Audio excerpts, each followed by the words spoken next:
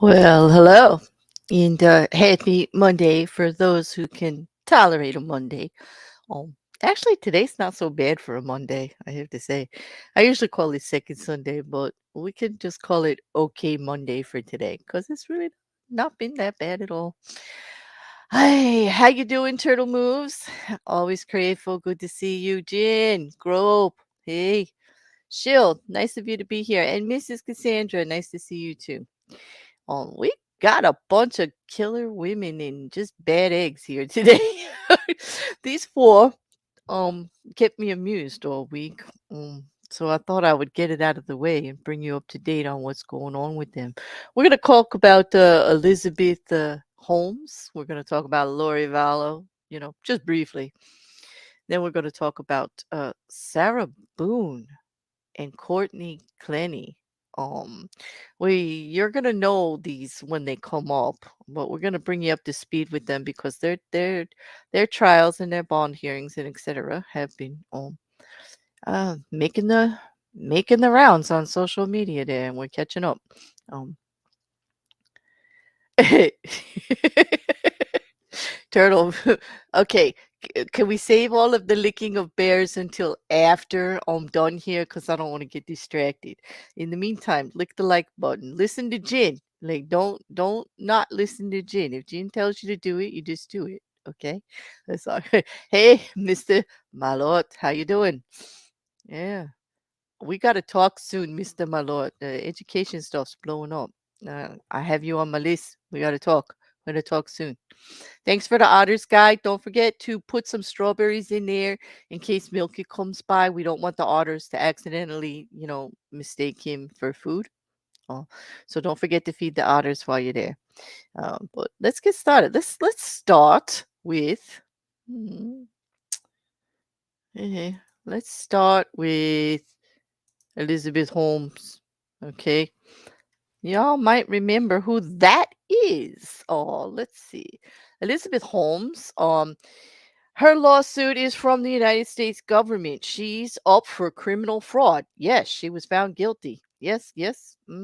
She was found guilty. She was, if you remember, she was the founder of the now defunct corporation Theranos. Okay. Her and her former president and COO Ramesh Balwani were charged with this fraud. The case alleged and convicted them of um, perpetrating a multi-million dollar wire fraud scheme against investors and patients. Holmes and Bawani each had their own jury trial. Okay. Basically, Holmes was defended by a five-person team, a premier white-collar crime litigation called lawyers from Williams and Connolly. Okay. The case began last August of the end of the month in 2021, and it was in Santa Clara County. Mm. The jury was a split verdict on January 3rd, 2022. Whitfield found guilty of criminal fraud on 4 counts. On November 18th of 2022 this year, she was sentenced for, drum roll please, 11 and 1/4 years in prison, 135 months. Okay. Balwani had the same charges as Holmes, and back in July, he was found guilty on all counts and faces up to 20 years in prison and millions of dollars in restitution. He is currently awaiting sentencing, expected to be in December. The reason that this is mostly in the news right now is that, well, Elizabeth is not known to be respectful of authority or anything. Pretty much the Theranos scam was the development of a lab procedure, a laboratory test that was supposed to diagnose all of these different ailments that you could have. It was promoted through hospitals, doctors, patients, everybody, investors. And yet it was all a scam. The technology didn't exist. It was bunk. It didn't do anything that it promised. Okay. Mm. Hey, Bearded, it's nice to see you. Yeah. I know, Bearded, did you see that? Like, he got 20 years. I think it was because he was the financial officer also. I think it could be. But that just got me. But you're gonna love this, Bearded. This woman, okay?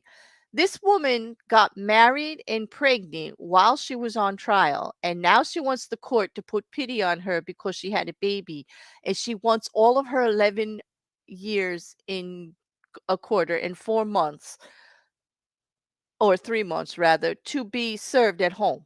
She don't wanna go to jail. Yeah, yeah, she's appealing, that they need to have mercy on her because she she just had a baby, and she just got married, and oh, my poor life, you know? Oh, my poor, like, shoulda thought about that before you decided to defraud all these people, like, there are consequences, but yeah, she like that, okay? She's just so I I wanna use the N word, Bearded, but I won't, like that narcissistic, but she let's just say she has tendencies, because I know I know. Don't go at me in the chat. But definitely she's something. She is something else. Basically, this whole thing with back in 2019 when Bloomberg actually it was back in 2018 that the US Attorney's Office in the Northern District of California um spent like 2 years trying to indict Holmes and the chief operating officer Ramesh on 9 counts of fraud and 2 counts of conspiracy to commit fraud, and both pled not guilty.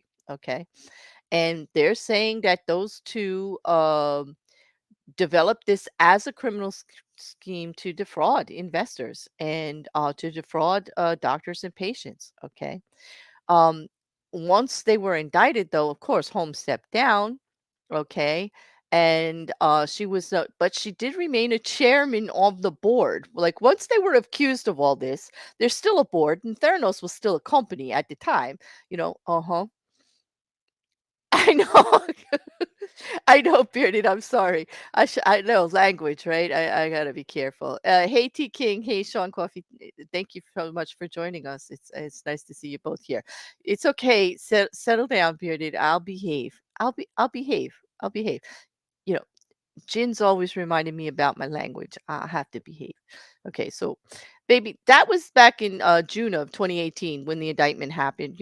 In June of 2019, Bloomberg News reported that they were looking into possible defense strategies and blaming the media for the downfall of Theranos, and whether the journalists reporting the cases had undue influence upon government regulatory agencies. Like, yeah, they went there. Okay, and it was just a whole big thing. Okay, and I just remember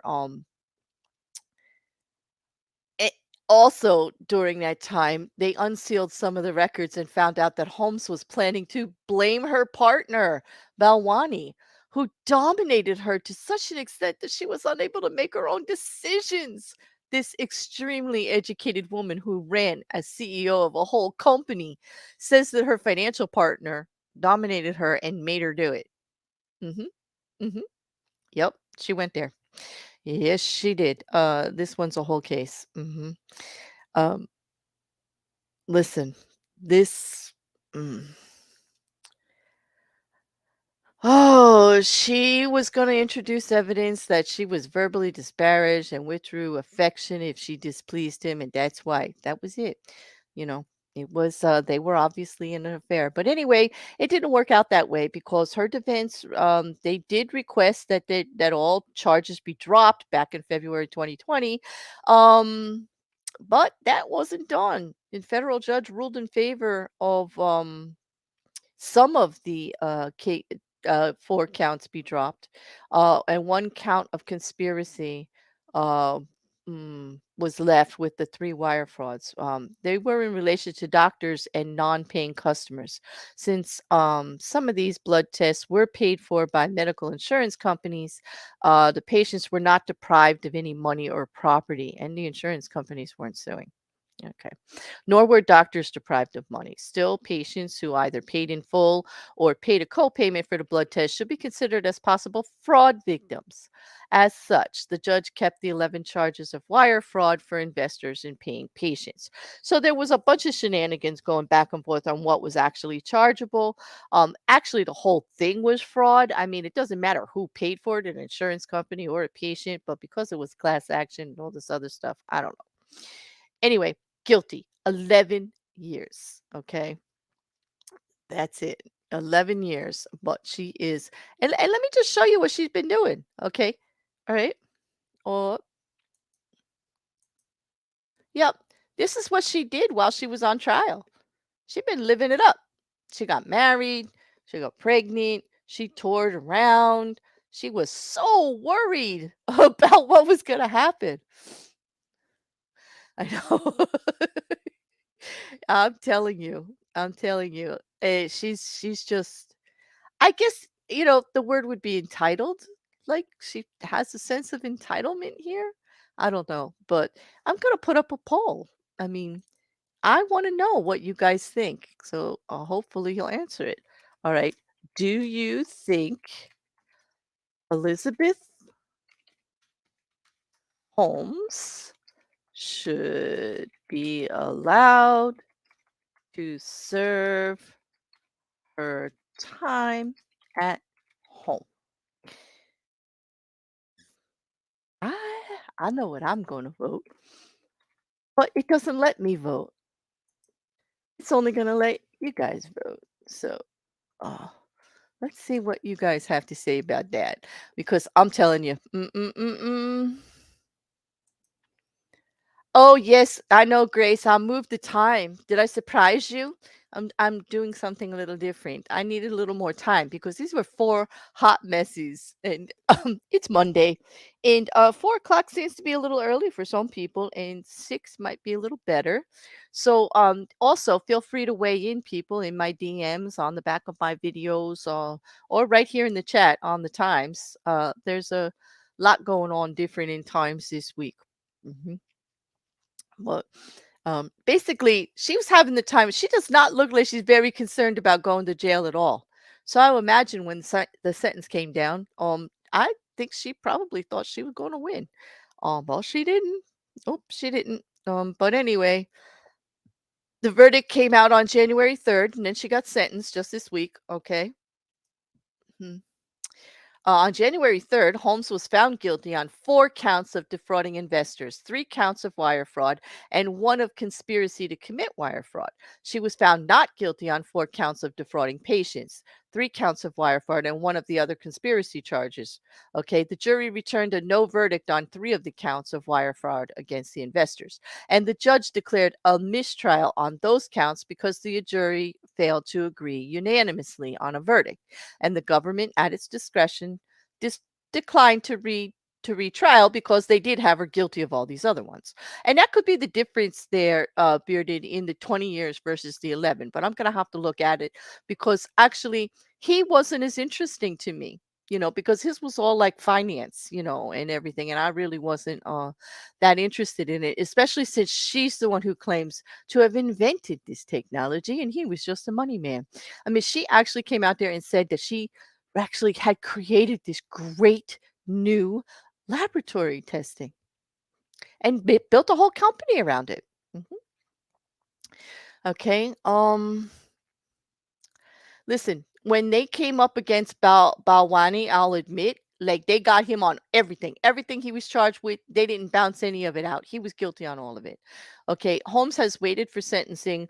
While she was out liberty, out on only $500,000 bill, they defrauded people for millions, millions, and her bail was only $500,000 and a secure property. She faced a maximum sentence of 20 years in prison and a fine of $250,000 plus restitution for each count of wire fraud and for each conspiracy count. Prosecutors did seek 15 years in prison and a 3-year supervised release and restitution of $800 million. On January 12th, the judge did schedule them, for the sentencing to be in September around the 26th, which is after the conclusion of Balwani trial. And the results of that trial might have influenced the sentencing decision. Okay, but sometime in July, based on scheduling, everything was rescheduled for October with no reason given for the delay. They just moved it. Mhm. A few days prior to the rescheduling, Holm had asked the judge to actually acquit her because quote, okay, she went to the judge and filed and said, please, this needs to be acquitted and tossed out because no rational juror could have found her guilty beyond a reasonable doubt. It's impossible. She told the judge so. Everything should be retracted. This is why I'm talking about it. She actually said that. Talk about entitlement. I mean, I don't know. There's something going on with this one. Okay. Well, anyway, the judge said, no way. I'm not giving you a new trial. There's no way. We're not acquitting. This is standing. They were reasonable. They were grown adults. No problem. So here we are, November 18th. Holmes is sentenced to 11 years and 3 months, a total of 135 months in prison, and ordered to surrender to the authorities no later than April 27th of 2023. This sentence included a fine of $400 or $100 for each count of fraud and a 3-year supervised release after the prison term is served. Okay. Um, what happened to the 800 million? Mm-mm-mm.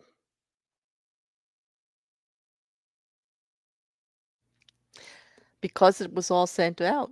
It doesn't say what restitution she has to actually do.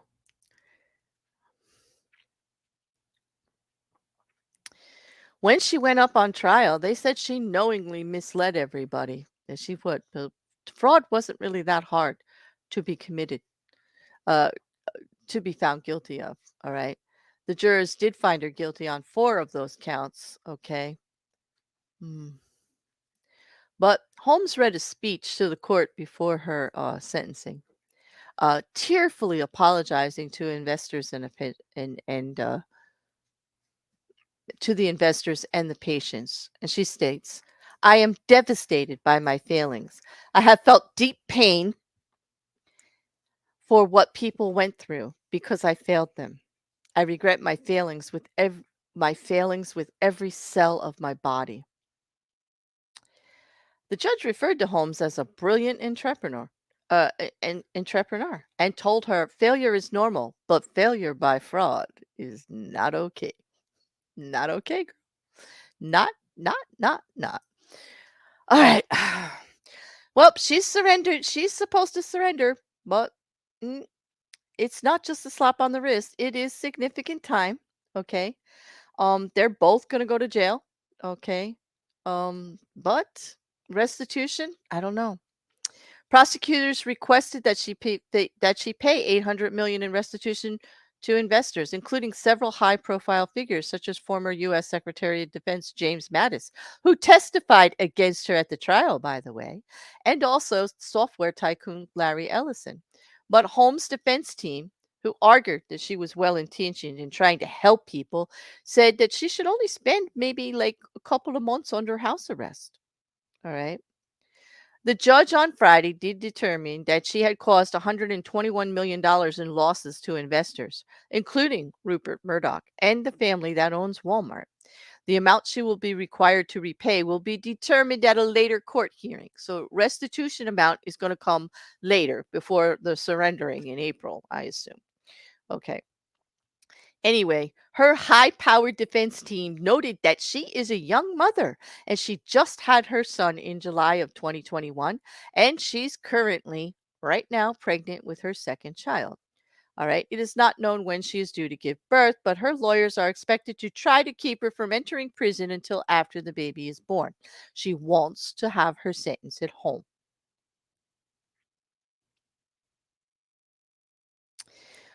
Her partner, Billy Evans, did send a sentencing memo to the court and said that he fears that a future in which his son grows up with a relationship will fail with a relationship with his mother on the other side of the glass, armed by guards.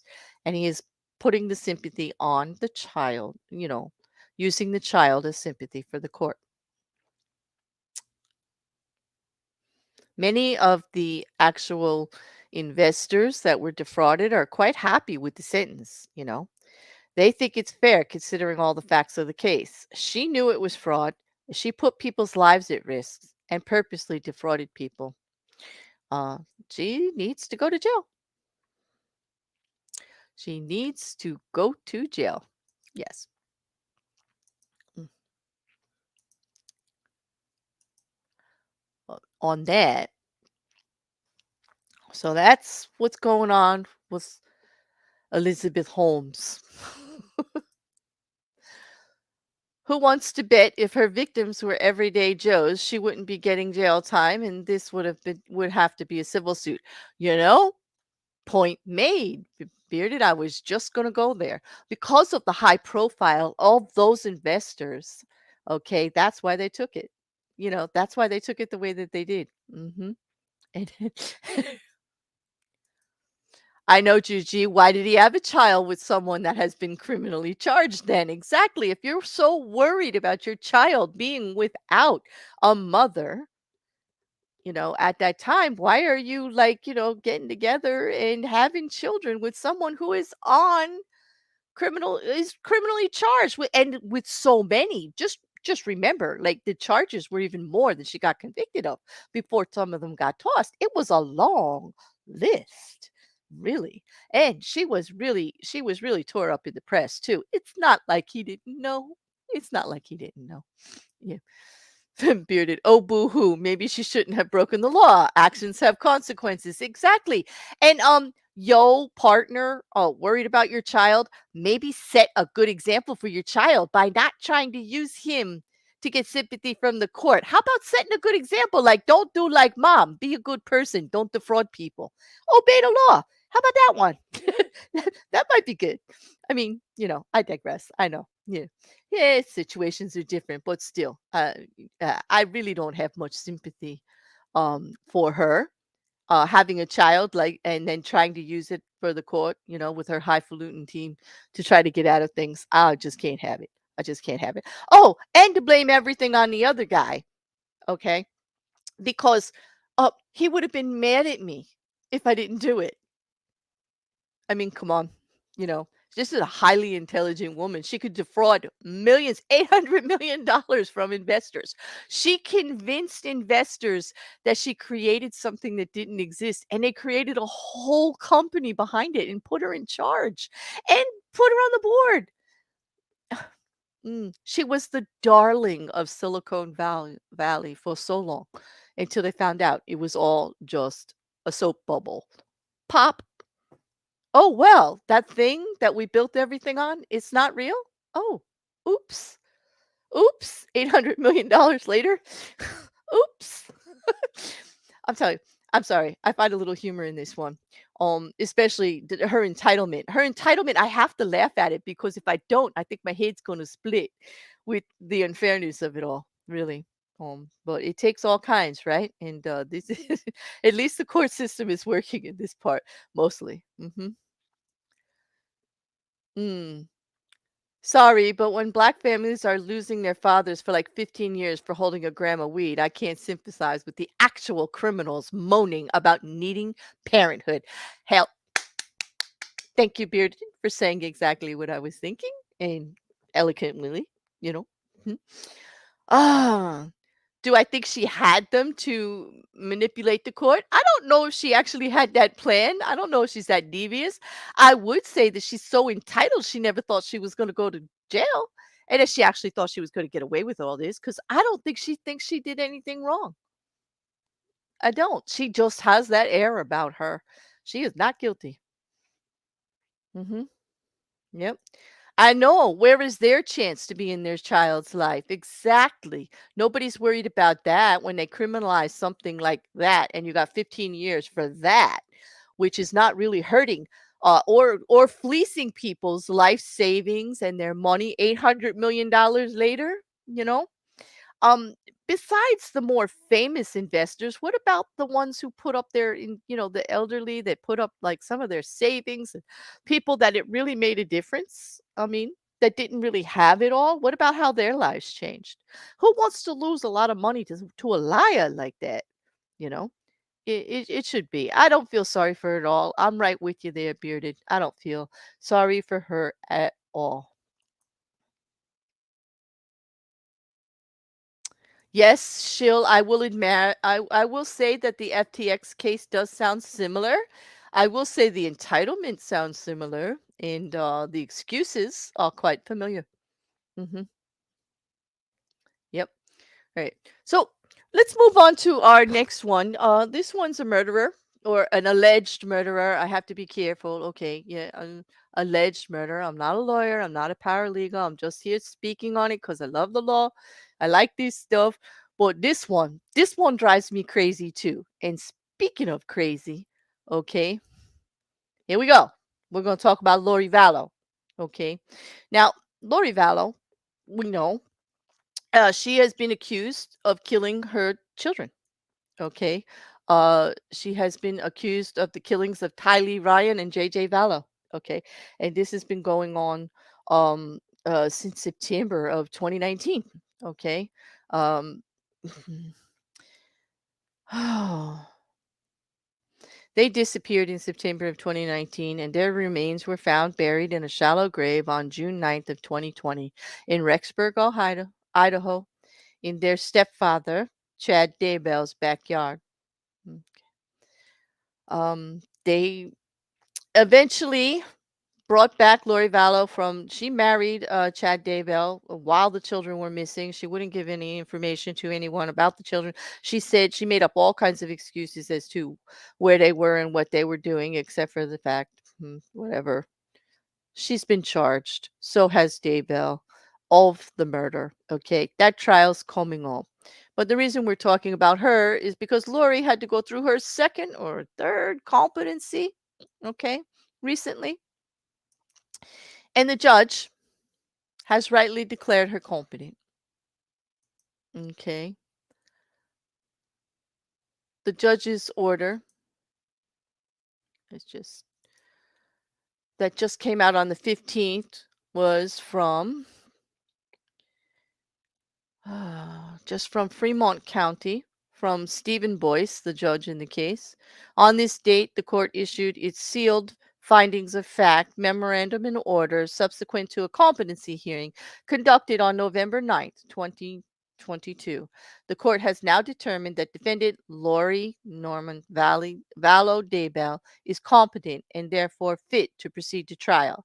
So, as of October 6, 2020, order stating that the case is hereby lifted. I am now rescheduling the trial in this case. Okay. And then it just says a whole bunch of legal stuff. We are waiting for the date now.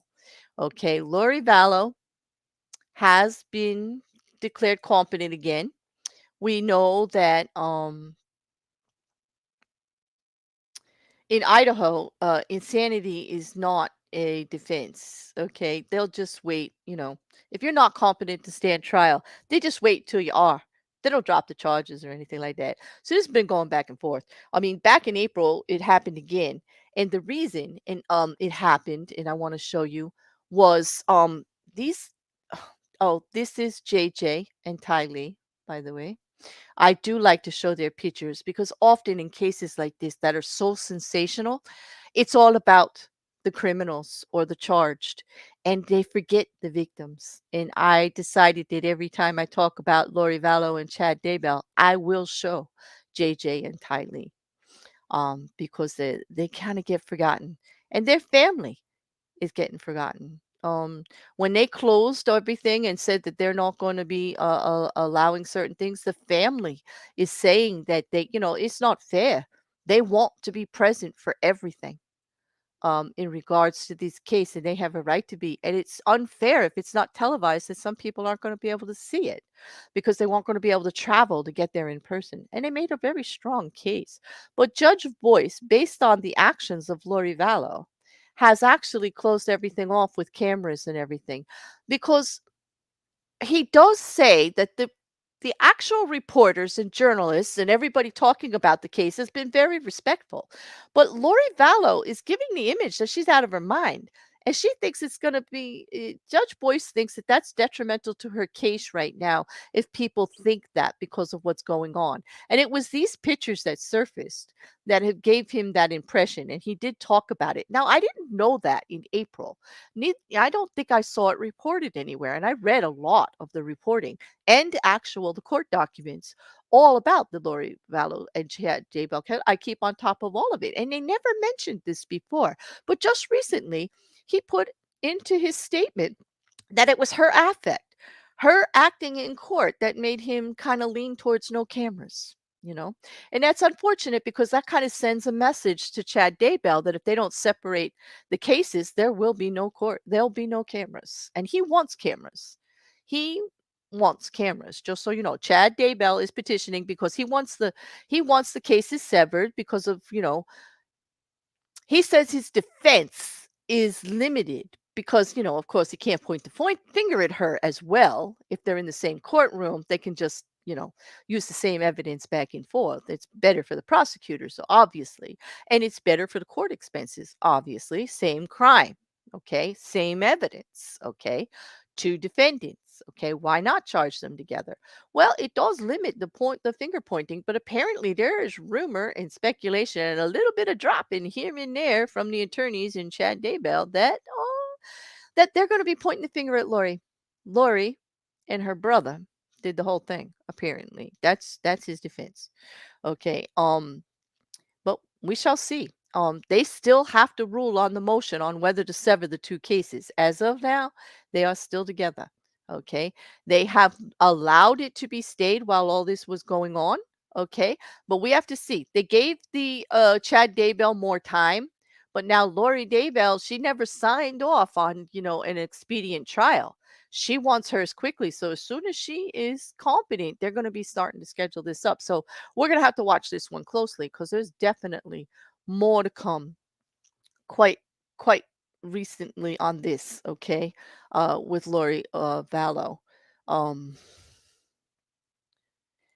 oh, did they give how the children were killed? Hold on one second. I will just check that out. They found remains.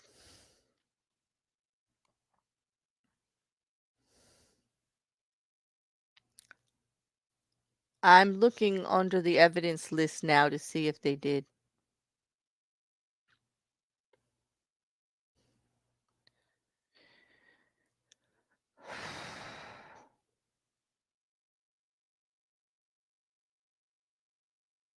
Mhm.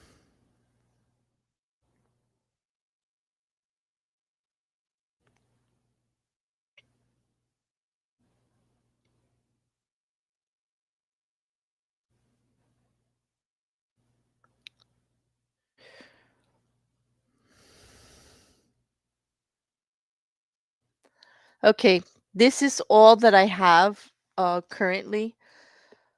Um,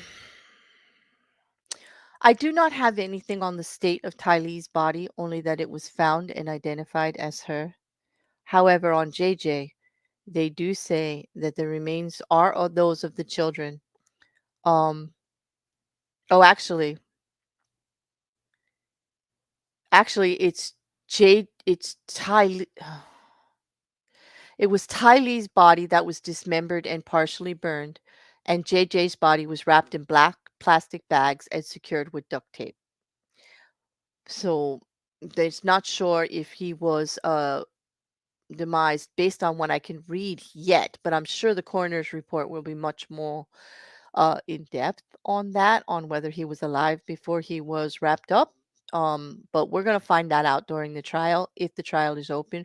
Right now, everything is closed. I cannot get to that evidence file. But yeah, dismemberment, burning, wrapped in bags with duct tape. Um, does not believe that That doesn't sound like natural causes, and no one's saying they're charged with murder because the coroner said that this was murder. Okay.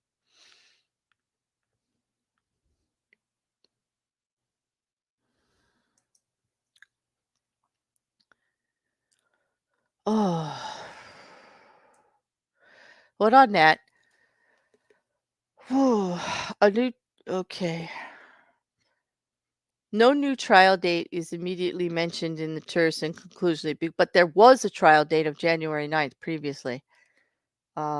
But that was put aside. I don't know if they're going to be going forward with a date in January again. Okay. I doubt it based on the court because they did give Chad Daybell some time. They didn't say exactly. Okay. Mm. Last April, May, she did the same thing. She had restorative treatment. Remember all of that while she was uh, away. hmm And then she was actually declared again in April to be competent. It didn't take very much time before she had another mm, what concern by the attorneys actually brought it through. The renewed questions about her competency came up this early in October, shortly after concerns that Vallow was caught repeatedly smiling into a television pool camera during a televised hearing. And those are the pictures that I showed you. She was like grimacing, smiling kind of weirdly, being kind of weird. And that is when Judge Boyce banned all television coverage of future hearings because he believed Vallow Daybell's Sixth Amendment rights were in jeopardy due to the highly saturated local and national coverage of the case. So he's trying to protect the case and he's trying to protect the defendants to get the best trial and the best defense that they can.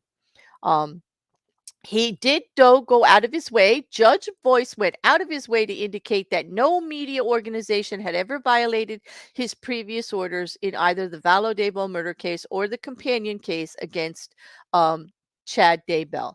That they were all did exactly as he asked. In banning the cameras for future hearings, Boyce went on at length to clarify that the issue was the potential effects of the coverage and not the actual conduct of the press in the court. Okay, so like he was careful to say they did not do anything wrong, but he saw a future problem based on how the defendant was acting in court and the fact that she had to keep going in for these competencies.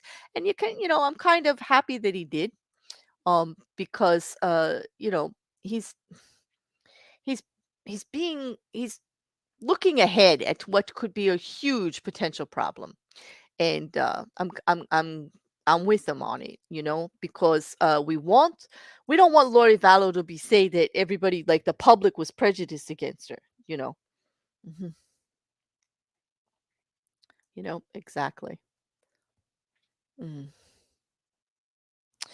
I do see Mrs. Cassandra and Sean. I totally the suffering that those children must have went through. I get it, and And Bearded, you're so right. I would love to talk to you about murderers in general sometime, especially parents.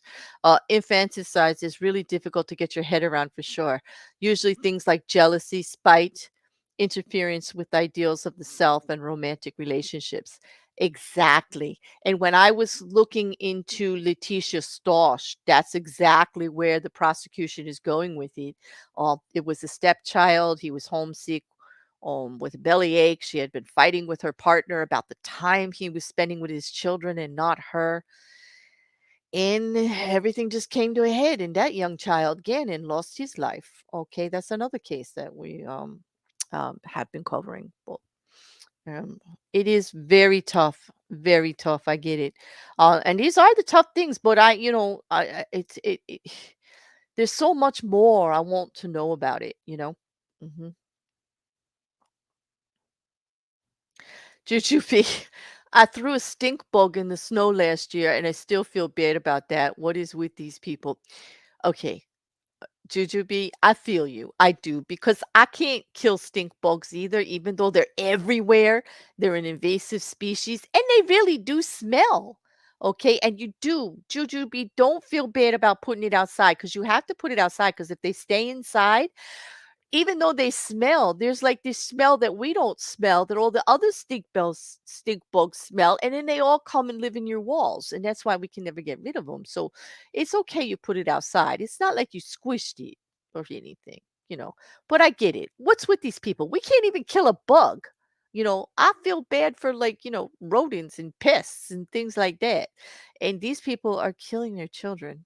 I hear you. It's hard to understand. And I don't like covering um cases with children. There are a few that I have right now, but they are the hardest. And I hope you all will agree. There's just no understanding something like that.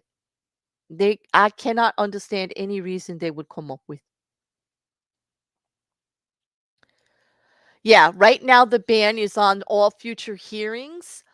They're gonna probably do a new motion about the trial, but as it stands now, no cameras at all in his courtroom. So whether it's a trial or a hearing, it is not gonna happen. But Chad Daybell's fighting it ferociously, multiple times. Like he's just not taking no for an answer. Mm. Um, you know what? I don't consider it actually special treatment, Sean. We have to look at it this way. The judge, okay, regardless of who these people are and what they've done, right now, they're not guilty. They are entitled to the best defense that they can get until we can prove them guilty with beyond a shadow of a doubt. Regardless of how we all feel, our feelings towards it, and it looks pretty evidence to us, the judge is not allowed, nor should he be, to look at it that way. I mean, this is our legal system, and this is what I hold fondly for the judges in this position. He made this motion to not sensationalize it, to protect the rights of the defendants to get a fair trial. In some ways, that's a good thing because that eliminates some of the options for appeal. That eliminates some of the other things that they can say about bias and the, people interfering and public this and that and the other thing. Okay, so in a way, it's good. Although, as much as we want to see them, okay, we want to see what happens to them. We will be able to report on it. It will be public what comes out. We're just not going to see televised trial about it. Especially when you have someone. Look at it this way: someone who is smiling at the camera and doing all that, if they were evil enough to do this to their children, or maybe even mentally unbalanced enough to do that, wouldn't they try to manipulate the public and just make a mockery of it? And why would we give them the opportunity to do that? He wants to keep it as fair as possible, so I get it, but I understand the confusion about it too. I understand that, like, we all want to see. Oh, I know, Luke, you don't have televised trials in UK, although I did see a public sentencing. The first one ever was just like months ago. I forget who it was, but they televised it, okay? And it was wild, so many people who had watched, but they're not doing any more of it. I forget which one it was, but they did do like a sentencing, a final judge's opinion on something, and that was wild. They don't do TV for this reason, and to be frank, I think that's the right thing. I think it is in regards to keeping things clear and equal, okay? I I don't really have a problem with in civil cases, okay, there being a camera there so that you can see the shenanigans that go on, but I don't actually think it should be court reporters or reporters. I think it should be the courtroom camera, just like down on the whole thing, and it should be documented for prosperity, say, and it could come out after if you want, if you don't want it to come out during, so there's no prejudice. But I do like the idea that we actually see some of the stuff that's going on because during the Depp Heard trial, now that was a civil case, okay? Um, that was wild watching the actual lawyers in motion, like watching them real time dealing with everything as it came up was fascinating for me. So it's kind of like, you know, that fascination where you can't get away from a train wreck. I get it. Like bit morbid and whatever, but I see why some people would want to. But I do believe for our justice system, you're right.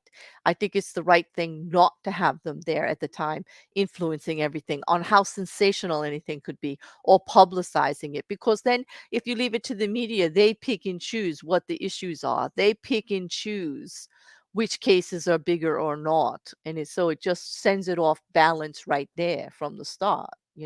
So I agree. I agree. Okay. Oh,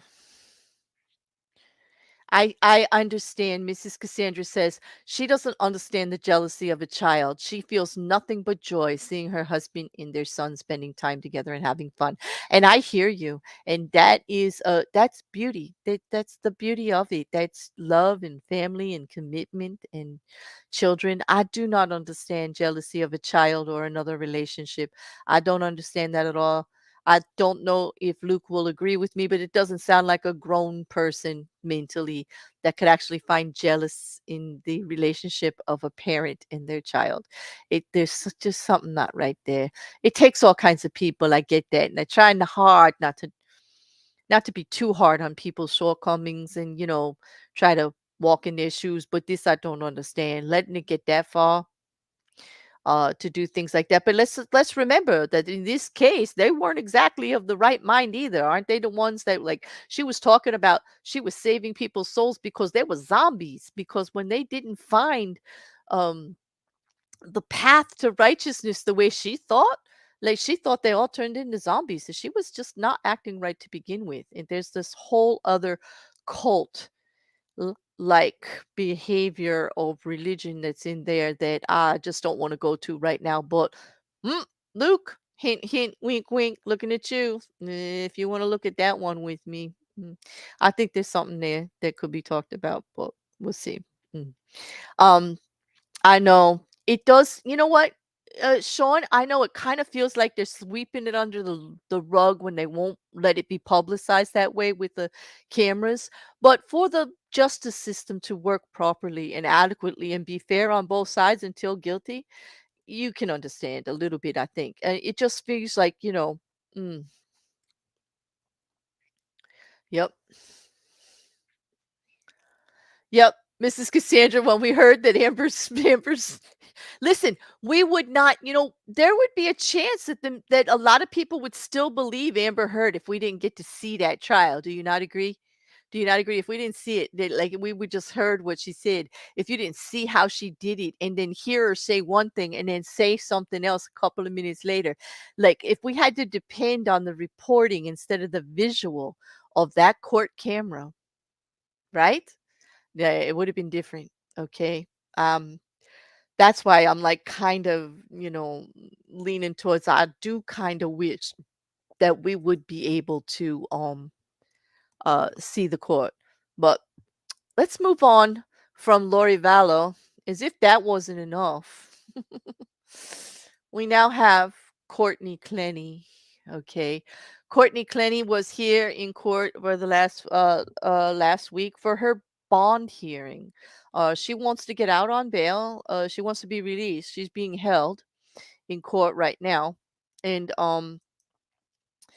for the murder of her boyfriend Christian Abomseli. Okay, um, she's the OnlyFans model. She went by the name of Courtney Taylor. She made millions. Okay, um, the board the the bond hearing, the bail hearing started on November 15th, okay? Prosecution actually is stating that they really believe that she's like, a a flight risk, that because she's this big model, she's got all this money from her OnlyFans, okay? And yes, it was known that before the trial, like before all this started, she did, okay?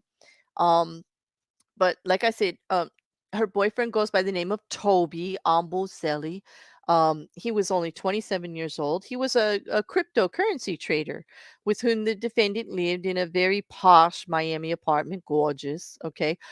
Courtney Clenney has maintained that she had stabbed Obam Misselli in self-defense. Okay.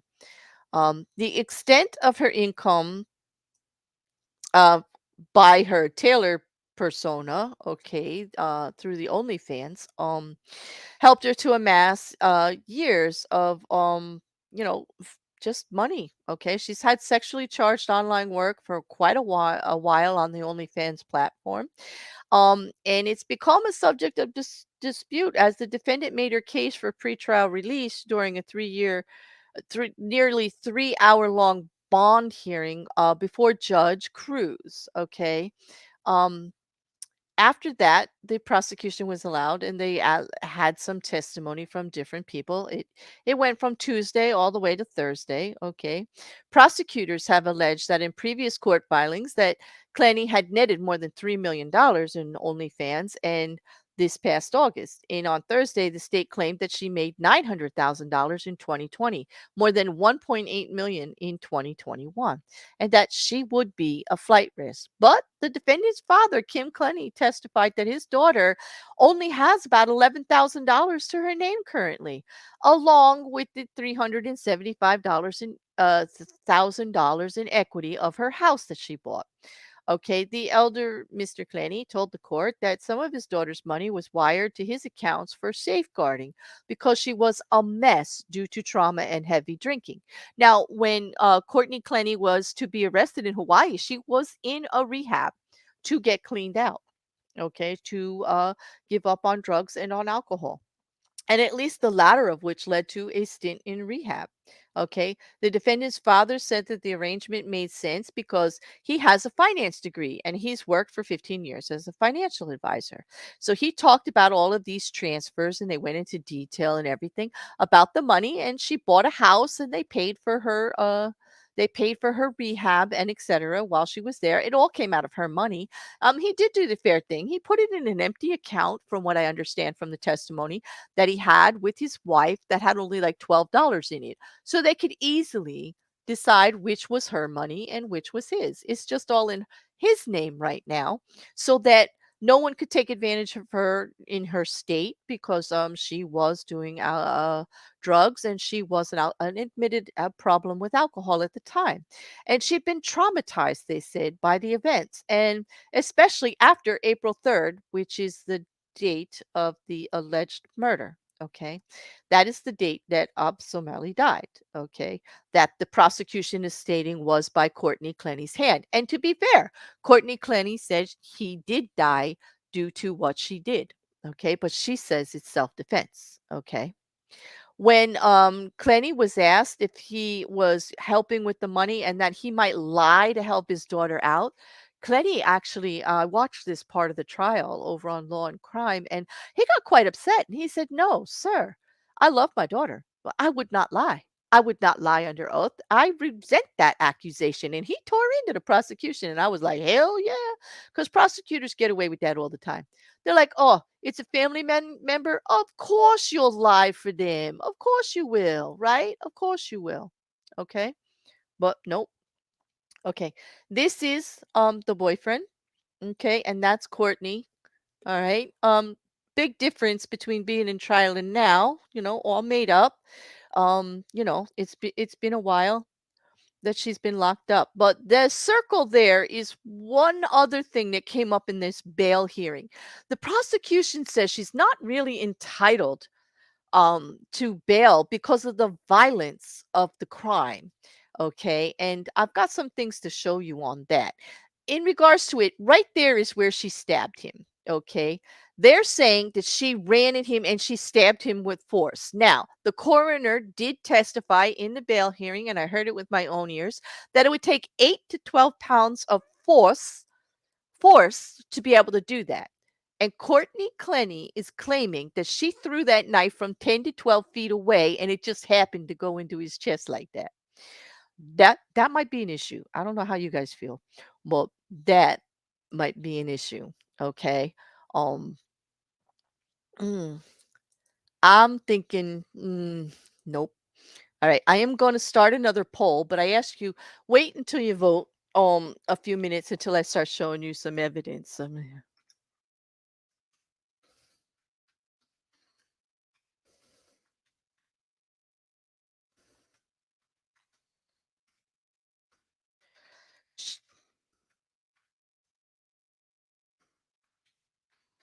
Okay. Now this one's I'm just going to ask you if Courtney Clenney should be released on bail. Okay? Because that's what this bail hearing is. This is not the murder trial. Okay? But I got a few things to show you that are out there as far as evidence made public. Okay? I'm not like violating anything. I didn't go into the court files and try to drag this out.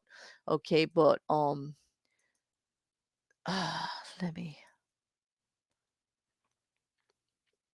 let me switch over to this other presentation here.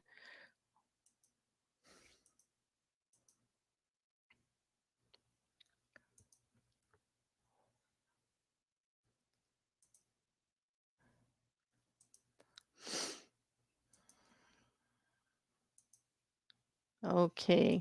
I think I got it. Okay, so we start with this first picture. Now, this is a presentation. I'll tell you that the Daily Mail pulled this all together. It's 19 slides. Some of them include a little video that I do hope will play, but if not, I'm going to have to skip over it, and I apologize. But hopefully, it will all play up. I'm sorry I can't make it any bigger than that, but there we go. So the first one. OnlyFans model Courtney Clenney stabbed her boyfriend Christian Omboselli Bonham to death after plunging a knife just inches above a tattoo of her name. You see that? Mm. That's the murder scene. Blood splatter can be seen all over the inside of their apartment in Miami, where Clenney is accused of stabbing him to death. Now, there are other pictures over here towards the back, okay, where you see that divider with that little hallway there, where they're showing like it looks like he got up and walked around. We're going to come across some other evidence of where we're going to hear him talking in the background. Apparently, the prosecution is saying that not only did this stabbing happen in defense, but then instead of calling 911, she was talking to her mother and etc. She didn't get him help, and she just watched him bleed to death pretty much for an hour. And they're stating that he could have been saved. Okay. hmm Okay. No problem, Bearded. We'll talk to you soon. And thank you for stopping by for when you could. Mm. Courtney Clenney, 26 years old, appeared in court on the 15th, starting on the 15th, in a hearing that will determine whether or not she will be granted bail. Okay. Um, um, Prior to her trial, she is still being held. Okay. Based on it. Because remember, this just happened in April. It's just coming up, and she's being held because of the charges, and without bail right now, and hoping that she can get out. This is why they're having the bail hearing. The bloody knife Clenney used to stab Sally on April 3rd of 2022 at the pair's swanky Miami apartment. Quite the knife. Mhm. Exactly. She may have taken her phone, Jujubee. All I know is he was bleeding and around in the house, and I've got to get more details on that part because that is also curious because neighbors do say that they fought a lot. So they thought they were just arguing as usual. I mean, there is a lot about neighbors hearing everything, there's so much evidence of them fighting that a judge had to actually weigh on what's going to come in. Okay, and actually the ruling was only that from the ones that went outside. There's so many recordings and all of this. So if you could have heard it outside of the apartment, there's no actual right to privacy in that manner. So anything from like that, they're going to allow. It's their private recordings that they're going back and forth with right now. But apparently they fought so much that actually nobody reported anything right away because they just thought they were having like the normal arguing and screaming and yelling that they always did. They had quite the tumultuous relationship, according to the documents. The 26-year-old is accused of killing her boyfriend, Christian Sally, pictured together. Prosecutors are worried she's a flight risk after she reportedly funneled 1.1 million and $50,000 through wire transfers into her dad's account after the killing. And that is what was reported during the bail hearing. Mr. Kim Kenney came up and he testified as to why they did that and exactly had detailed accounting on everything they spent the money on. 9/11 audio of the OnlyFans model as her boyfriend Lent dying next to her. Okay, I'm going to try to play this. I'm going to give you a warning. It's not pleasant. Okay. Now what's the line? One operator, go to the address of your emergency. Well, I'm gonna go. Okay, man, please. 31. It's 130, so 130. Ma'am, listen to me. You need to stop screaming on the I am trying Now to. what's the line? One operator, go to the address of your emergency. Well, I'm gonna go. Okay, man, please. 31. It's 130, so 130. Ma'am, listen to me. You need to stop screaming on the line and give me the address. 3101. I can't feel my arm. 3101. I can't feel my arm. Ma'am, so my boyfriend is dying of a staff. Ma'am, what is the address? What's the address? 3131. 3131 Northeast 7th Ave. Please, God, please. There, you would have heard her talking to him, and he's talking. House apartment or a business? 512-745-2582. Is this a house apartment or a business? Baby, I'm so sorry. Baby. Ma'am, can you hear me? If you have a stab wound to his shoulder, can you sit down? What do you mean he has a stab wound on his shoulder, ma'am? Yeah, he's bleeding from his shoulder. Rescue, this is PD position 2. You call it, ma'am, hold on one moment. The caller by CHS is 3131 Northeast 7th Avenue, 31 Northeast 7th Avenue. The phone number is verified. The caller advised that her boyfriend has a stab wound. Okay, is this a house, apartment, or a business?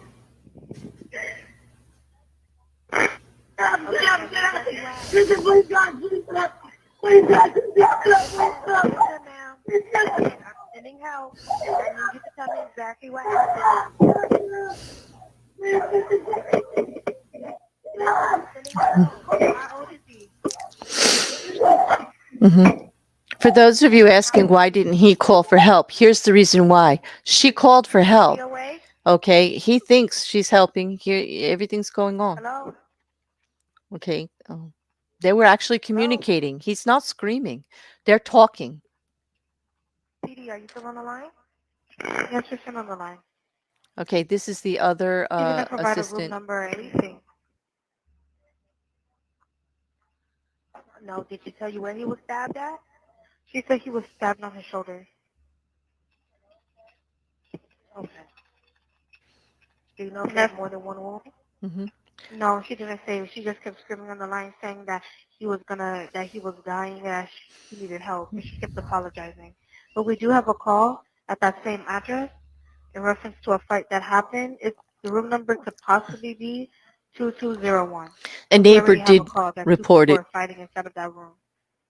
Someone from the building did report the altercation. Okay. I'm going to go ahead and give her a call back, but we do have rescue on the way, okay? All right, so they did send somebody out. Responding on the 3? Yes, we're responding on the 3. All right. So you could hear there that he was talking in the background. You could also hear that he's not screaming or yelling or begging for help. He's talking to her reasonably. She asked him for the address, and he gave it. Like, calm, okay? And that's rough, right, Mrs. Cassandra? Because now we know he's gone. Okay, but at that point, you're all asking, like, why didn't he scream for help? She's saying it was in self-defense. Okay, now they're talking together. She's saying she's sorry this happened. There's this call, there's this delay, okay, that happened. The apartment's all a mess. It's a bit confusing. That's why I said, let me show you the rest of this before you vote whether she should give bail or not up there. Because I understand, Juju, there's not a lot. We don't know enough about the case to vote. But maybe after I show you the rest of this, and we talk about it a little more, then you can, okay? I do feel so bad for him. He was saying his arms were going numb. I'm glad you picked up on that, Mrs. Cassandra. He is bleeding profusely. She's saying he's stabbed in the chest. He's stabbed very close to his heart there, as you can see. He was bleeding. This is a photo released by the Miami-Dade police state attorney's office rather, that show this show Courtney Clenney moments after she allegedly stabbed her boyfriend Christian Amboseli in April. This is how they found her. See the blood all over her, on her hands, everywhere. Okay. um this is more of the apartment. These are actually some of the evidence that they gathered. An image of the blood-soaked scene at the Clenney and Bomaselli's Miami apartment after the fatal stabbing, for which the OnlyFans model is now standing trial. Now you will see that there are dragging marks, like there's his footprints. That's his footprints. She's barefoot. Do you see? He is walking around stabbed. Okay. They have evidence that he was up walking through the apartment after he was stabbed. This is a close up of her with blood in her hair and disheveled eyelashes. Not very flattering, but they're trying to show you that there's blood in her hair. It was a pretty violent scene, an altercation that may have happened. There was blood all over her clothing. Her hands were covered in it. It was on her hair everywhere. Okay. These are her blood soaked pants. Okay. She was seen wearing on the evening she allegedly stabbed her boyfriend to death. Now I want to go back to that other picture. Okay. And she's wearing them. Okay. They're the same pants.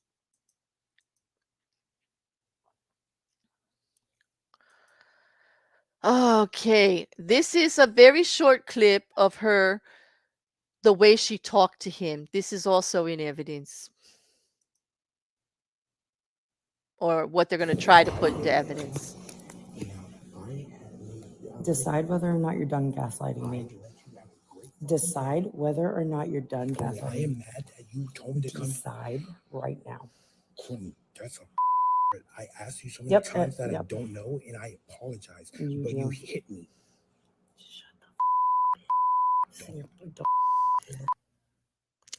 Yep. No, will you tell me what? Okay. All right. Then there was a note that appears to be, I mean, that was hard, right? Because her tone is very, I don't know how you guys feel, but to me, it sounded very gaslighting a little bit. I wish Luke was here to help me with that, with the tone. Her affect alone was very much in control of the situation. He was begging, like, oh, baby, don't be upset with me. I didn't mean this, blah, blah, blah, blah. And she's just like, yo, mm, mm.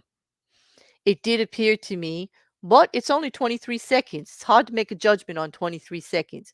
But the prosecution wants to submit this as evidence that the abuse was pretty much on her side. There's also some clip of an elevator altercation where she's beating on him. But remember, these are only snippets, okay? I'm not trying to be biased against Courtney here. I'm not even trying to say anything about the victim. He does not deserve to be dead, regardless of their relationship. I don't care if they fought every single day. He does not deserve to be dead at all. Okay. No one would. She wouldn't either. Okay.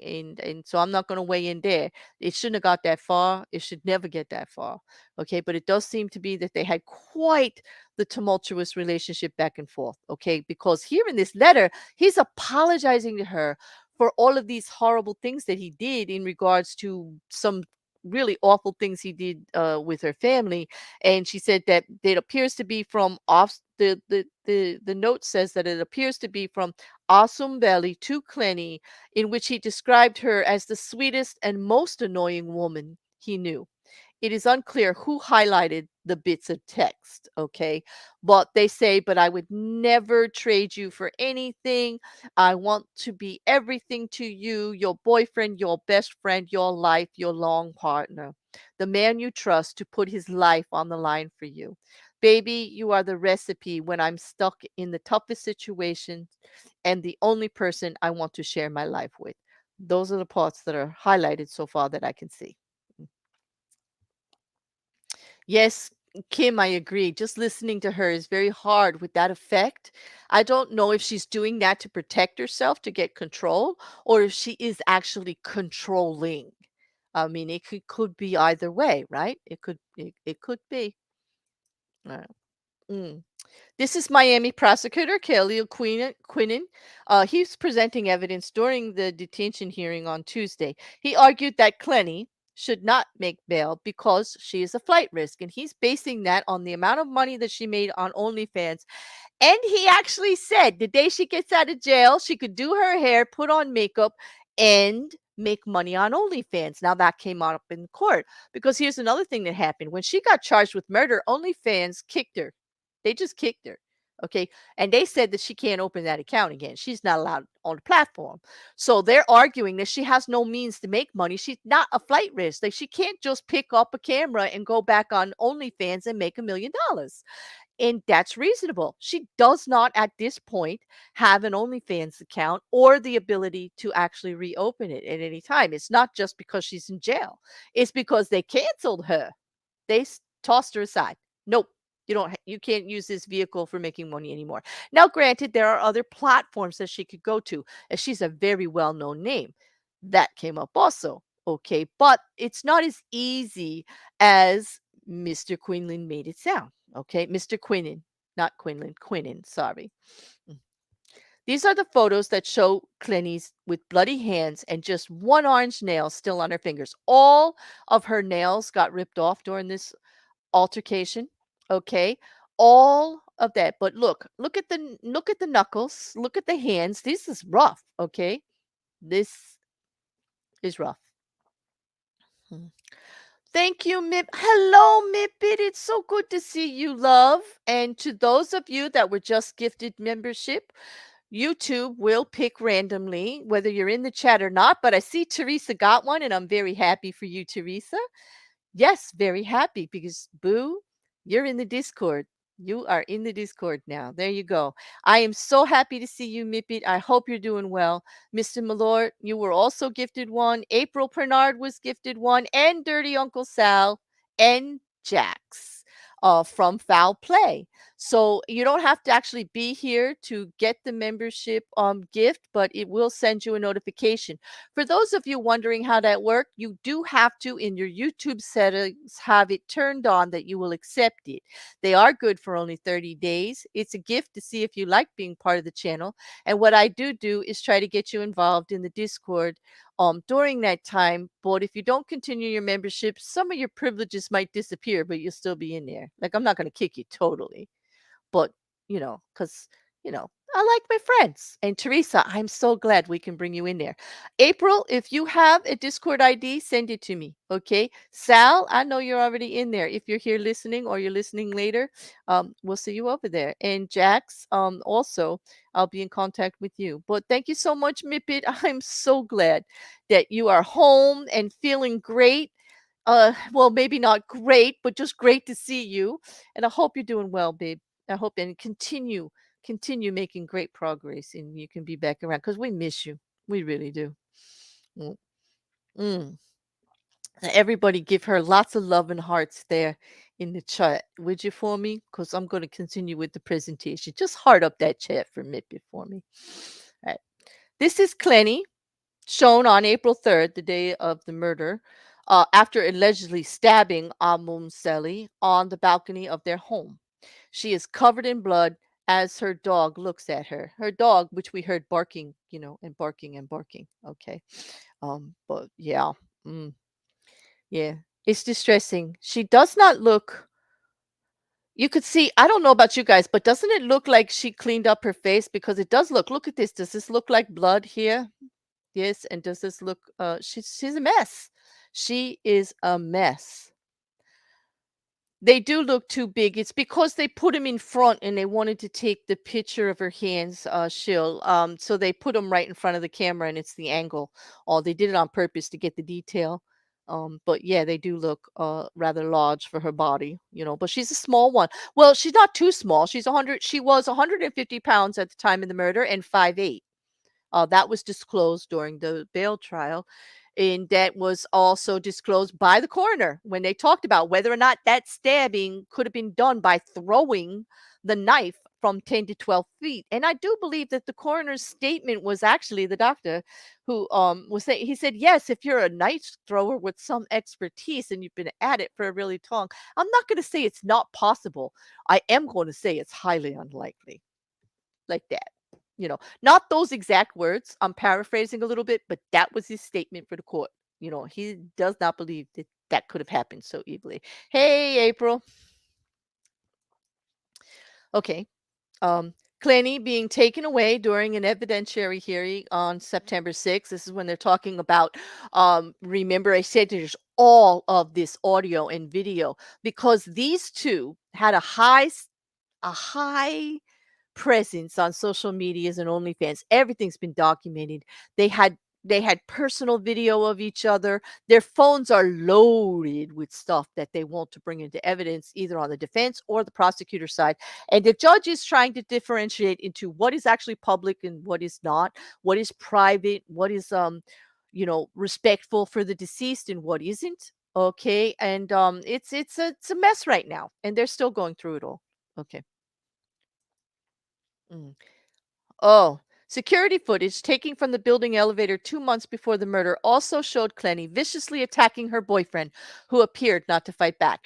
That is public all over. If you just search that date, okay, and you search Clenney in the elevator, you'll get this video. This video is everywhere. Okay, it's not in this slideshow that I see. Oh, wait, yes, it is. Here it is. I'm sorry, I lied. Well, misrepresented. I didn't actually lie. I forgot it was on the next slide. All right. So this is her 47 seconds of not being so nice to him. There's no sound, so it's not that you don't hear anything. But she's aggressive. Okay. She's upset. You can tell that she's very upset, but we don't know what happened before they got in the elevator. We don't know if he just said, "Hey, I slept with your mother," or "I killed your dog," or what. We just know she could be under the influence of something. We don't know. We don't know. All we know is this is going to come into evidence. This is being used in the bail hearing against her. Okay. She's a flight risk. She's violent. Now, he's saying stuff back. He's pushing her back, but he's not. I would say it's more defensive. He doesn't look aggressive. It's more like he's trying to keep her away from him, right? Okay. That appears to be the end of the slideshow from them. All right, so let's see what else I had here. Okay. Oh, we'll stop on that. Let me look back on here. I want to talk about this. There's also a video out there, which I don't have this video up for you, but I want to talk about when you see the video where she's wearing this outfit. This is actually 2 days prior to the murder. Okay. She is reported by the prosecution and that those that interviewed her, the police that came, that she appeared to be intoxicated. She asked them for a restraining order because she had kicked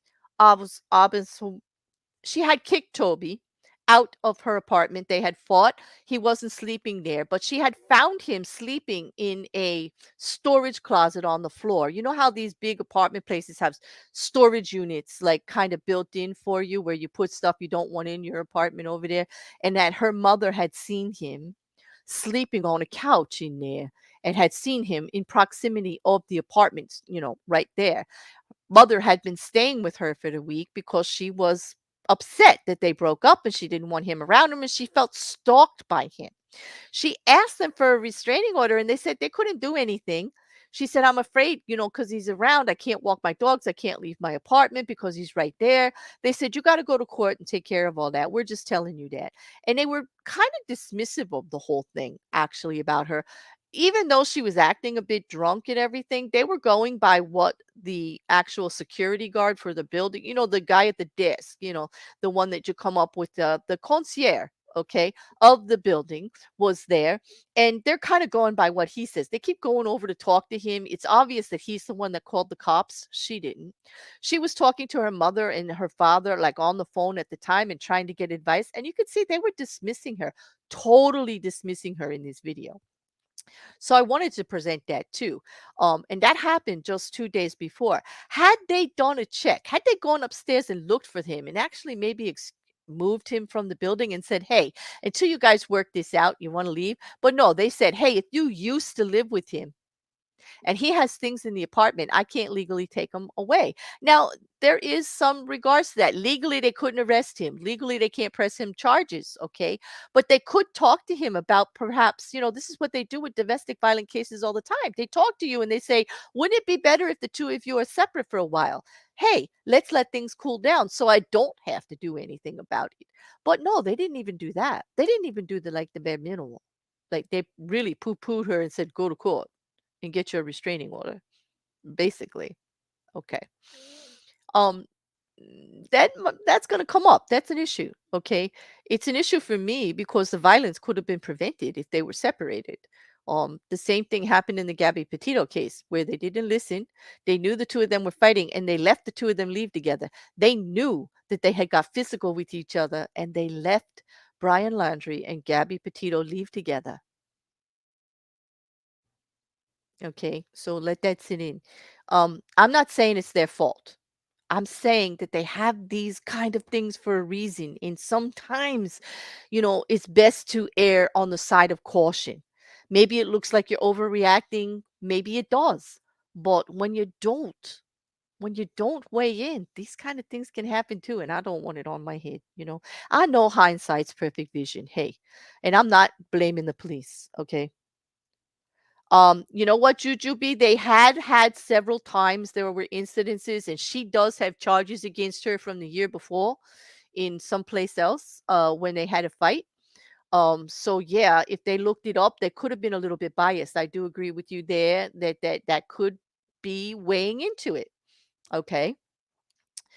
Who pulled the knife? Jujubee. She claims to pull the knife. She said he was attacking her. She ran to the kitchen and grabbed it. Okay. Yup. Mm-hmm. And yeah, that is a fancy knife, isn't it, Kim? A very fancy knife. Okay. Mm. Oh, which are extremely lightweight. So I find it doubtful that she could throw that knife with enough force. This is exactly what the coroner was kind of alluding to. He found it highly doubtful that that would have happened, to tell you the truth. Okay. Especially through the chest. And we know what kind of force it takes to put a knife through the chest. Okay, we've watched enough murder trials and seen enough documentaries, have we not, ladies and gentlemen of the chat? That's not exactly easy. Okay, all right. Um,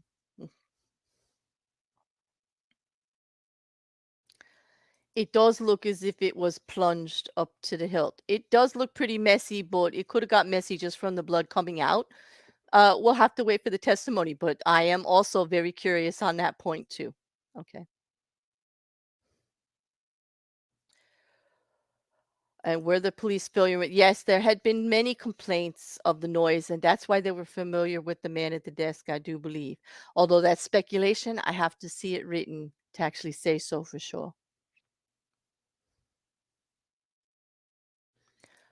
Out of his body, I meant. I thought you weren't supposed to wait. Oh, who pulled out the knife? I do believe that it was out when they got there. It may have been him, it may have been her. I have to read the testimony to find out. I don't have that yet. But that's a very good question. I'm writing it down because I definitely want to address that. I do. Okay. Um, all right. Well, now that you know a little bit about it, if you take a moment, um, if you would take a moment to vote on that one for me on the bail hearing for her. She's not on trial. She's her court. Wow. 7 votes and already 100% say she shouldn't get out. There's a few more of you here. If you would vote for me really quick. I'm really curious because now that you've seen it and you know that she requested the restraining order, you've seen the condition she was in. You do see that her father could adequately explain where the money went and that she doesn't have money or the access. But now, besides the fact that you don't like the idea that the man is dead and that she may have done it, is she entitled to bail though? Is she a danger to herself, her family, the general public? I mean, why should she be denied bail, right? Hmm. He is very fit, is he not, Kim? Yes. He appears very muscular, which would make it even harder for a knife being thrown to get through the musculature to anything vital. I hear you. And also, just even to get that through into his chest, she was hella mad. That was force. She was fight or flight. She was either really, really mad or really, really scared, right? I mean, strength.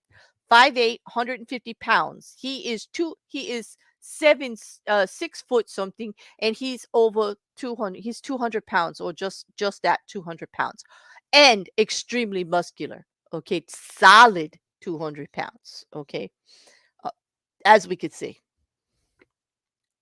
Mm.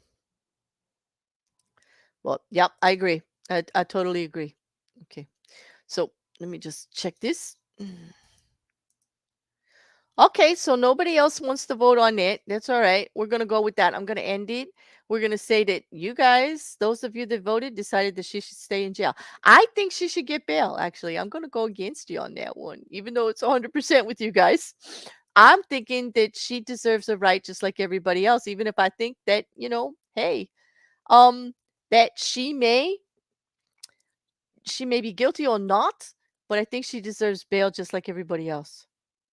And Jujubee, she better come up. She better come up with a different story. I don't believe one bit she threw that knife. Exactly.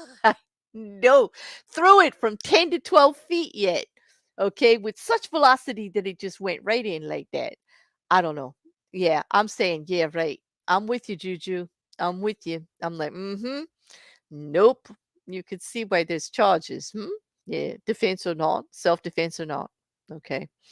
Not even getting on that. The story just isn't adding up. Like, she needs a better one for sure. If that's the truth, it's stranger than fiction, and I hope she's got video to prove it, because they're not going to believe this. Nobody's. It's just a little too far fetched, don't you think? I mean, at least I do. Okay. All right. We got one more to wrap up before I let you go. This is a long one tonight, hey, at this time. But these were four. I needed to get these off of the table. So I thank you for hanging out with me just a little bit longer. Yep. Yep, this is it. Like, this is why we're such a good team with research and stuff, because Kim loves she does all the abstracts and medical documents for fun. She goes into the research abstracts of everything, the studies, all of this. She could pull up the names, the places, the technical terms for all of that stuff medically. And I love the legal documents. And so, like, our coffee clutches are quite interesting when you say, Kim. Hey, Mousy, how you doing? I know. Mm, I love. Yeah, we try. We try. I don't know how smart we are, but we do have passion for this. I would say Kim and I have intense passion for this. And several of you in the chat, I would say you also do, because you always have excellent questions, and you definitely are looking at it from all different angles all the time. And I really do. I know. Amazing. So, I got one more. I hope you will hang out for just a bit longer, because we're going to talk about Sarah Boone. Okay. And the reason we're going to talk about Sarah Boone is her trial got rescheduled again. We were going to be in trial with her, supposedly. Does anyone, before I start, know who Sarah Boone is, if you recognize that face?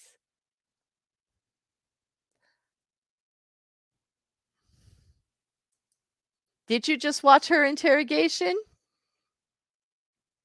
Oh, so that's very interesting. So you know who she is then, right? Okay. All right. For those of you who don't, Sarah Boone is coined the suitcase murderer, alleged murderer, the suitcase killer. Yes, Jujubee. Yes, she's a person. She's definitely a person, and she's the one who allegedly left her boyfriend in a suitcase, and he smothered to death. Okay, she's from Winter Park. Okay, she's facing murder charges. She's from Florida, Winter Park, Florida, and she's accused of putting her boyfriend in a suitcase and leaving him there to die back in 2020 during what she claims was an alleged game of hide and seek. How he zipped himself up in that suitcase during hide and seek, I don't know, but I digress. Jujubee, the excuses they come up with, I don't know if they hear themselves talk. It's just ridiculous. Well, basically, on February 25th of 2020, Boone, who is 42, was arrested by Orange County deputies after the detectives said that they unzipped the suitcase and found 42-year-old Jorge Torres dead after he'd been left in that suitcase for hours.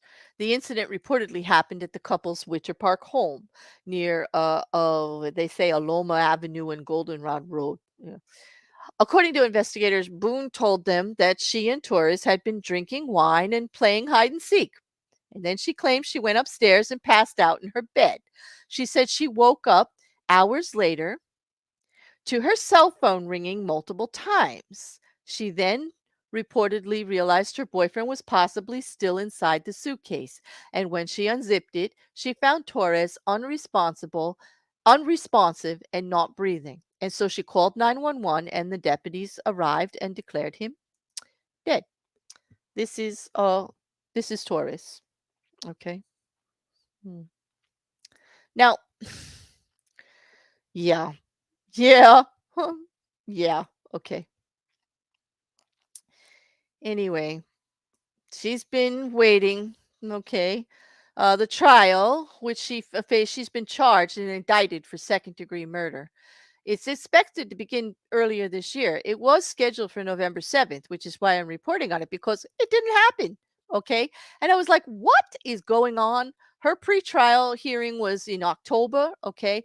Court documents also show that she actually wrote a letter to her lawyer recently in the beginning of October, appearing to be upset with him for his lack of communication with her while she's in Orange County jail. Okay. And I'd like to read a little bit of that letter to you because it might explain as to why all of a sudden everything's been delayed.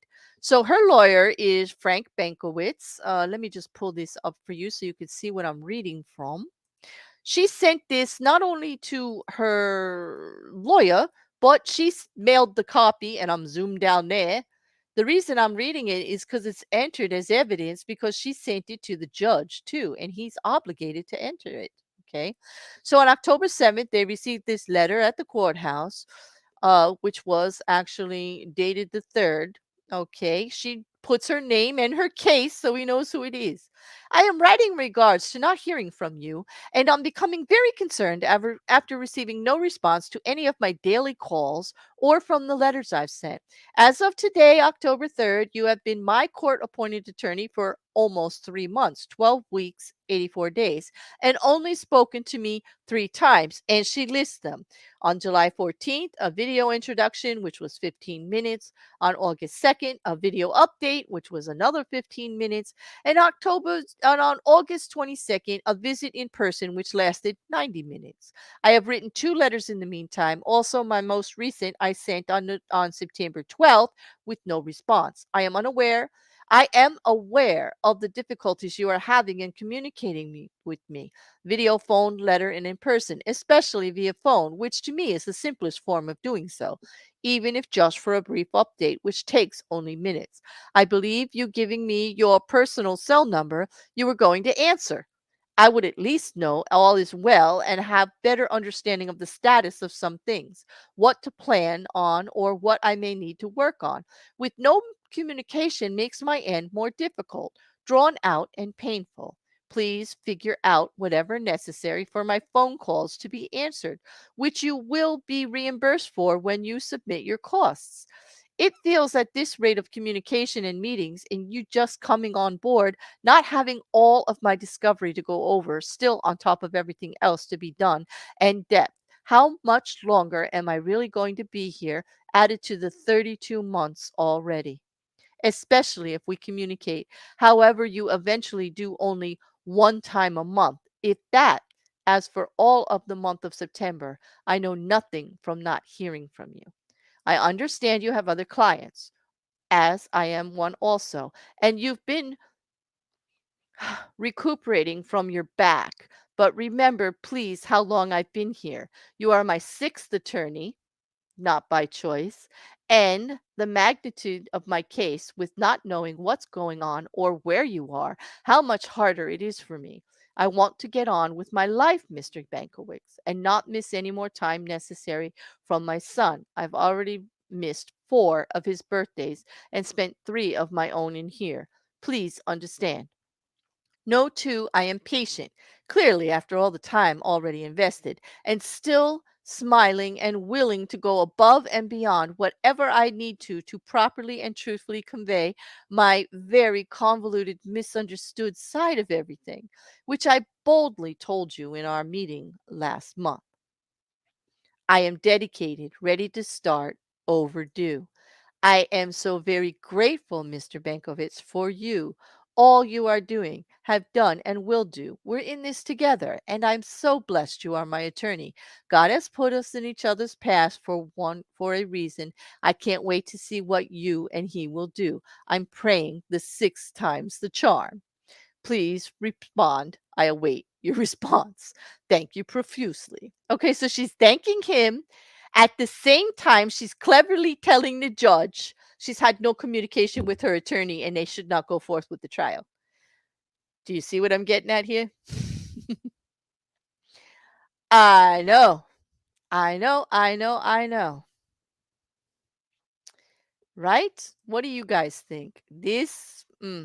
Anyway, what happened was, well, we were supposed to go forth on November 7th, but that letter kind of put a work in it, okay? She's facing second-degree murder charges, okay? But mm, the judge rescheduled it for January. January 30th.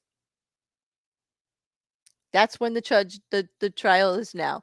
We went from November 7th, now we're up to January 30th, 2023, giving the attorney time to get in touch with his client and work things out. All right. Well, I'll have something for you though. Eh, let's go to the next one. I think I have it. There are 2 actual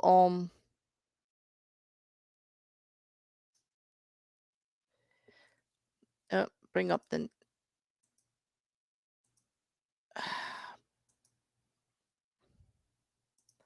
sorry guys. 2 different screens. Trying to do the pages on the wrong one, but I did want to play this for you. This is in evidence. This is one of 2 videos as to what she's being charged with. That is the suitcase. I'm hoping, please let me know if you can hear the sound right away.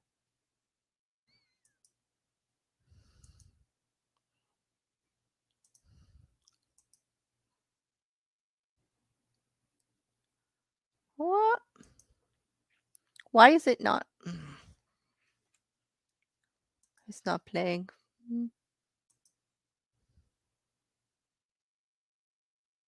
Let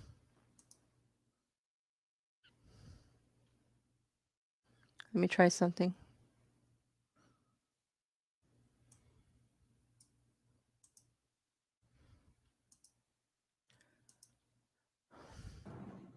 There we go.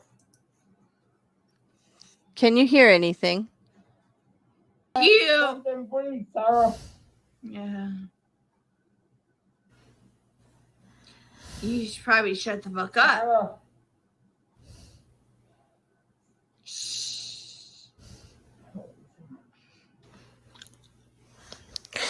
Okay, so yeah, that was hard, right? There are 2 videos like that out, but they were playing hide and seek. Yeah, she does admit to drinking some wine beforehand, that they were both drinking wine. But that did not sound like hide and seek to me. She literally said, "For all you've done to me," like basically it sounded. Yeah, we're still going. We got 4 minutes, bearded. 4 minutes, or actually 3 minutes now. But that was the last one. We're talking about Sarah Boone and her trial being rescheduled now to January. But that's the case there. That's one of the biggest pieces of evidence against her. She did call 911 when she says she went downstairs and found that he wasn't breathing in the suitcase. But she claims they were playing hide and seek. How do you get yourself in a suitcase and zip it up yourself playing hide and seek? Okay. And then why is there a video of you actually talking to him saying he can't breathe and you not letting him out of the case? Like, if that was hide and seek. I mean, during hide and seek, aren't you supposed to not know where the other person is? Mm, bogus, right? Kind of sus. I don't know. I don't want to be biased here. We're going to wait for the rest of the evidence, but that's what's out there already publicly. Okay. And the letter that she just wrote to her attorney, that they're kind of like, she's been in contact with them several times, but she did sound a little, oh my God, you're not doing your job. But I'm so grateful you're my sixth attorney. There's sixth attorney for this. I've been in jail for 32 months and I need to get out. They're not giving her bail based on the depravity of the crime. And you could see why. Okay. There was absolutely, they showed that video and they went no bail. Because look, I mean, that didn't look like consideration. Yep. Mm-hmm. And I am sorry that he's passed. This, whatever his crime that she thought he did in their relationship, he didn't deserve that. Like I said before, people fight. Couples have problems, but does one of them deserve not to be here anymore? I don't think so. How about like go your separate ways? I know I want to get the whole backstory, Mousy. Yes, I do. There'll be more on this. I've linked some articles for you below, as I always do. In the description on all of the 4 women that we discussed today, on Elizabeth Holmes, on Lori Vallow, on Courtney Clenney, okay, and also this last one, Sarah Boone. And I'd like to hear from you all. So don't, you can message me, hit me with comments on the back of the video. I would like that so that I can answer you. Go ahead and hit the back of this video if it has anything to do with these cases. I'd really like that. Hit the like button. And as always, you guys have a great one. I will be around a lot this week. Tomorrow at 8 o'clock, I am going to do a library chat with J.L. Warren, and we're going to discuss Ed Gein. Yes, serial killer Ed Gein, and his influence on Hollywood horror. And there was quite some influence, if you all know the case. Okay, we're just gonna have a nice little chat about that because I found it fascinating. Then on Wednesday, we're going to do a question and answers on the Masterson trial to get you ready for when they come back on Monday for deliberations again. Just to go over anything that you guys have questions on over the last 4 weeks of trial or anything that happened in the media prior to that. I just wanted to make myself available to go over some of the things that we have found and done and give you an opportunity to talk about it. And that will be at 7 o'clock on Wednesday. And then, as you know, I'm going to be joining Juju B for an Oreo review on Thursday. Okay. And then I've got panels Friday, Saturday, and Sunday at Hereticals and on the Shills. And so it's a busy week, but I look forward to talking to all of you really soon, tomorrow at the earliest. But yeah, any questions in regards to this stuff, hit me up. Any cases you're interested in, hit my DMs. Don't forget to like, share, and comment. If you haven't subscribed, subscribe. And y'all know to get into that Discord, you got to be a member of either the channel and or the Patreon, or you got to be a collaborative creator. You got to work with me. Let's talk about something. There's so much to talk about. I'm sure you could think of something. All right. On that, I'm going to say goodnight. You all have a good one.